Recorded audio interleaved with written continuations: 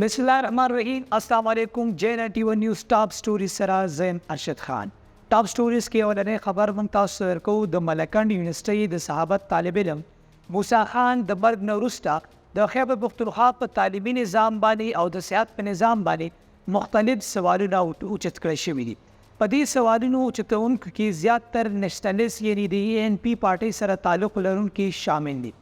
د موسی د مرګ نه وروسته چې کوم دی په سوشل میډیا باندې یو غم خور دی او هر سړی د خیبر پختونخوا په تعلیمي نظام باندې او د صحت نظام باندې سوال اوچتوي. د موسی د مرګ نه وروسته د هغه نږدې ملګري شاهکار د امبولانس ته د ګاډي نه یو ویډیو جاري کړ چې پکې د دې خبرې ذکر وشو چې HMC کې موسی ته په ICU کې بیډ ملاو نه شو.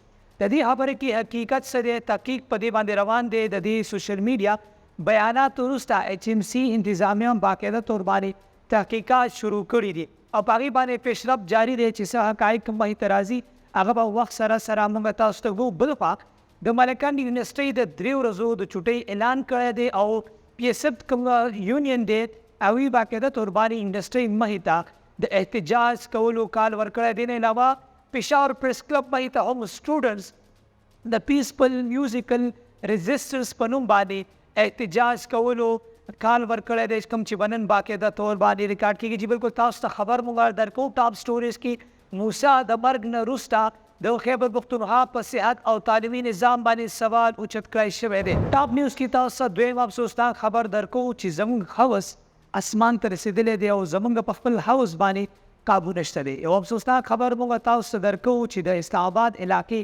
اکال ګډ کې د څلورو بچو مور سره یو مالکي مکان ریپ کړی دی.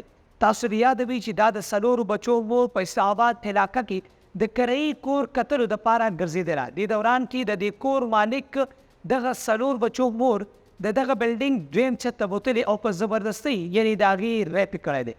د ریپ دوران کې دغه معصومې زنانه د څلور بچو مور چې کله چغې سورې شروع کړي دي نو په زبردستۍ باندې دغې مالکي مکان ته ویښته هم کټ کړي دي او د قتل کولو دمکي هم ورکړې ده. د علاقې تاني پولیسو وینا ده چې دا د څلورو بچو معصومه مور ډېره غریبه ښځه ده د کومې سره چې ډېر په زیاتۍ سره دا ریپ کړی شوی دی. بالکل تاسو زموږ دا ټاپ سټوري کې خبر درکو چې زموږ په معاشره کې د هوس زموږ د کنټرول نه بهر دی. د څلور بچو مور سره په یو دویم چت کور کې هغې سره زیاتې کړی شوی دی، جنسي زیاتې ورکړی شوی دی. کوم افسوسناک خبر دی نیم کې تاسو اورئ. ټاپ سټوریز کې تاسو ته دریم خبر درکو چې ملک کې به د 15 جون پورې د ګرمۍ شدت کې نور هم اضافه مخې ته راځي. جی بالکل 15 جون پورې به د ګرمۍ په شدت کې اضافه مخې ته راځي.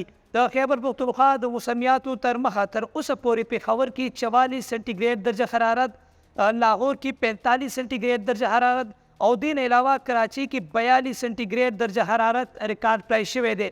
د خیبر پختونخوا موسمیاتو مطابق خیبر پختونخوا کې به د 15 جون پورې نور هم د ګرمۍ په شدت کې اضافه راځي. د صحت ماهرین وایي چې د ګرمۍ شدت دوران کې موږ له نرۍ هلکه پلکه کپړې استعمال پکار دی، د اوبو زیات استعمال پکار دی او بلا ضرورت د کور نه د آفس نه مختلف ځایونو ته تګ راتګ نه دی پکار. دې نه علاوه د ګرمۍ شدت کې کمی راوستلو دپاره مختلف ادویات، مختلف خوراکونه هم پکار دی. کوشش وکړئ دال، لوبیا څومره چې ګرم خوراکونه دي د هغې نه پرهیز کول پکار دی او یخ خوراکونو ته توجه ورکول پکار دی. بل خو خبر درکو ګاونډي ملک هندوستان کې تر اوسه پورې د ګرمۍ نه قریبا 96 کسان چې کوم دی هغه هلاک کړی شوي دي. جی بالکل تاسو ته پته د ګرمۍ شدت د وجې نه 96 کسان په پوره هندوستان کې تر اوسه پورې هغه مړه شوي دي. ټاپ سټوریز کې څلورم خبر تاسو درکو چې اختر را نږدې دی.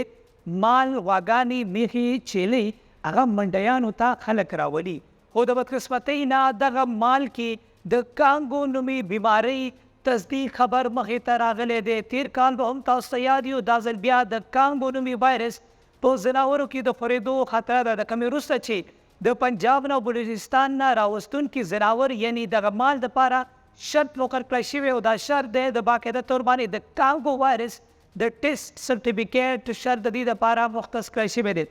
افسوس خبره دا ده چې خیبر پختونخوا او پنجاب کې د کانګو ټیسټ کولو باقاعده لیبارټریز هم موجود نه دي، کوم د وجې نه چې به مشکلات مخې ته راځي. دې نه علاوه دغه ځناور که چېرته د پنجاب او بلوچستان منع کړل شي د اکسس نو د دې مال په نرخونو کې به اضافه هم مخې ته راځي. او ټاپ سټوریز کې اخري خبر تاسو ته درکوو چې د خیبر پښتونخوا وزیر اعلی باقاعده طور باندې د شهید کړای شوي حسدارو بچو دپاره یو بهترین اعلان کړی دی. د خیبر پښتونخوا وزیر اعلی علي امین ګنډاپور دا ویلي دي چې د حسدارو یعنی شهید کړای شوي حسدارو بچي به په پولیس کې برتي کولی شي. دا بیان هغه د خیبر ضلعي قبایلي علاقې چې کومه جرګه ده هغې ته په بیان کې دا خبره کړې ده. دې نه علاوه علي امین ګنډاپور دا هم ویلي چې د پاکستان په ترقۍ کې او د پاکستان په ازادۍ کې د خیبر ضلعي چې کومه قبایلي جرګه ده یا کوم خلک دي، کوم ځوانان دي، کوم مشران دي، باقاعده طور باندې کردار ادا کړی دی. موږ سبا د دې سره کړی شوې وعدې سرته رسو. د دې خبر سره موږ ټاپ سټوریز کې ستاسو اجازت غواړو. الله پامان.